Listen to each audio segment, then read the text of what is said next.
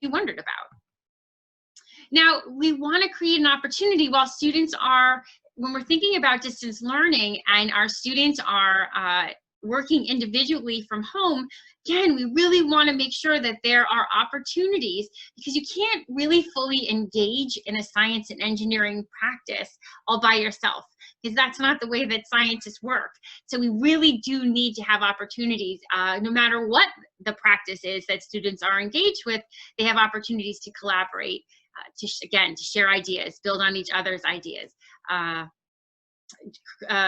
critically push back on a student's idea based on evidence.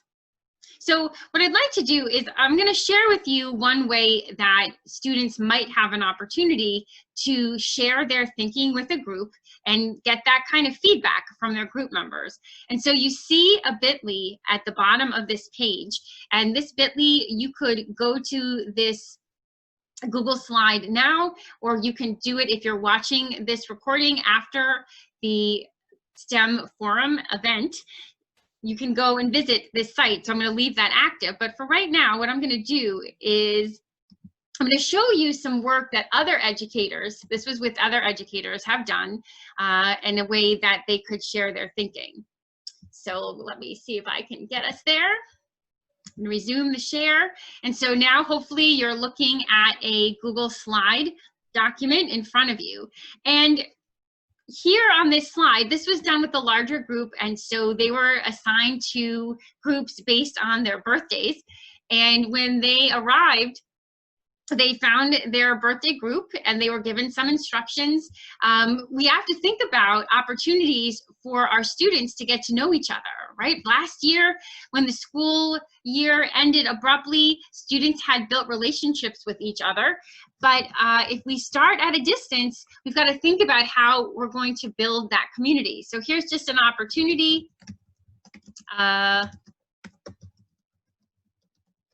There's some directions for posting and introducing yourself to the group, so I just did that there. There's some shortcuts here as well, so students can become more adept at using the tool.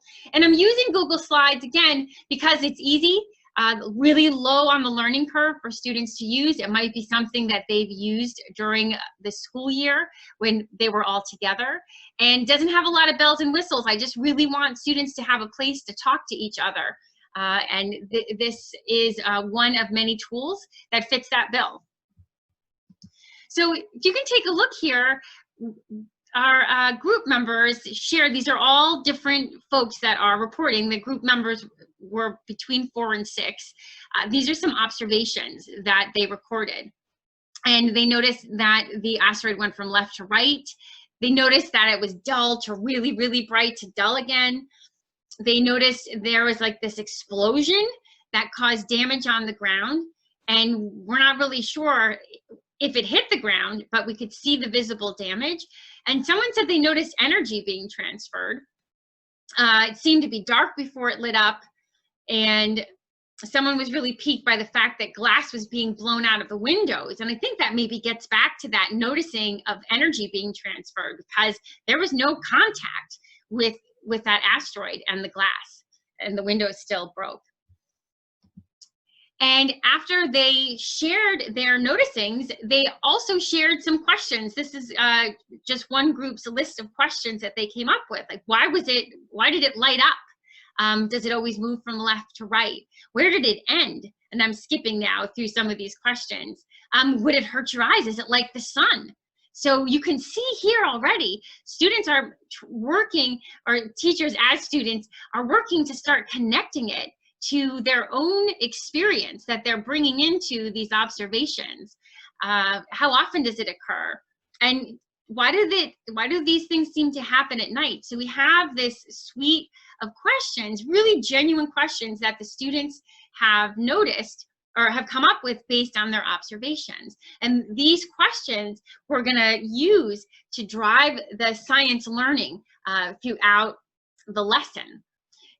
Now, there's another opportunity here. Not only can I work within a group, I'm not gonna switch back to the slides just yet, but the next direction on the slide is to scroll through and take a look at some other noticings of other groups. Now, this other group didn't have noticings, but here are some of their questions.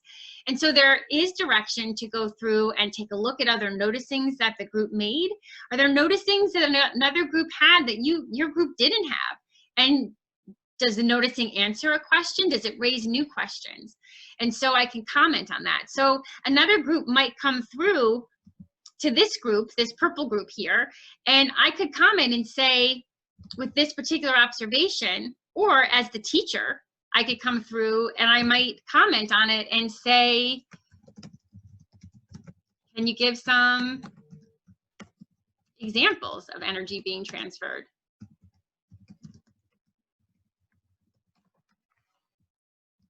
And either that particular student who left that observation, or another student in the group, or another group member might come in, and we can build on those observations, because we might be able to use those observations to help us explain how does an asteroid from the asteroid belt end up as a meteor in the skies above the surface of the Earth.